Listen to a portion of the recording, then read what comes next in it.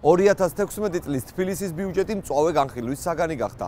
ოპოზიცია ადმინისტრაციის სახელმწიფო ფონდის ზრდას აპროტესტებს. ირაკლი აბესაძე მერიას შევთავაზეთ ავტობუსის მძღოლებისათვის, მოლარეებისათვის, მეეზოვეებისათვის გაეზარდათ ხელფასი, მაგრამ განაცხადეს, რომ ამის შესაძლებლობა არ არის, თუმცა საკუთარი თავებისთვის ამის საშუალება მონახეს. ირაკლი აბესაძის ამ განცხადებას თბილისის მერმა დავით ნარმანიამ უპასუხა. დავით ნარმანია, სახელმწიფო ფონდი არ არის გაზრდილი, უბრალოდ ამ მუხლში ჯამურად სხვა სახის დაფინანსებაც მოხდა. თბილისის ბიუჯეტი ფაქტმეტრის კვლევის საგანი გახდა. ირაკლი აბესაძის განცხადება შეფასდა როგორც სიმართლე, ხოლო დავით ნარმანიას განცხადება როგორც ტყუილი. თბილისის 2016 წლის ბიუჯეტის პროექტის მიხედვით შრომის ანაზღაურება მიმდინარე წელთან შედარებით 61 მილიონი ლარით იზრდება. ბიუჯეტის განმარტებითი ბარათის მიხედვით შრომის ანაზღაურების ზრდა სახაზინო რეფორმის გატარებით არის გამოწვეული. 2016 წელს ბიუჯეტში მერიის მიერ დაფუძნებული აიპებისა და სიპების შრომის ანაზღაურების ფონდები თბილისის ბიუჯეტის მთლიან სახელმწიფო ფონდში აისახა, რაც აქამდე არ ხდებოდა.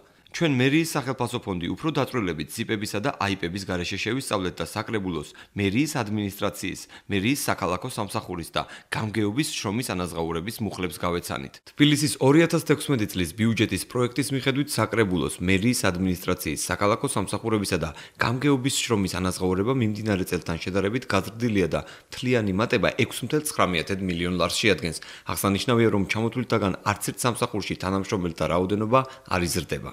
ირაკლი აბესაძე განცხადებაში ავტობუსის მძღოლების, მოლარეებისა და დასუფთავების სამსახურის თანამშრომლების ხელფასებზე საუბრობს. ფაქტმეტრის საკრებულოს ქონების მართვისა და საფინანსო საბიუჯეტო კომისიის თავმჯდომარეს ჯაბა სამუშიას დაუკავშირდა, რომელმაც ჩვენთან საუბარში აღნიშნა, რომ 2016 წლის ბიუჯეტის პროექტის მიხედვით ავტობუსის მძღოლების, მოლარეებისა და დასუფთავების სამსახურის წარმომადგენლების ხელფასის ზრდა გათვალისწინებული არ არის.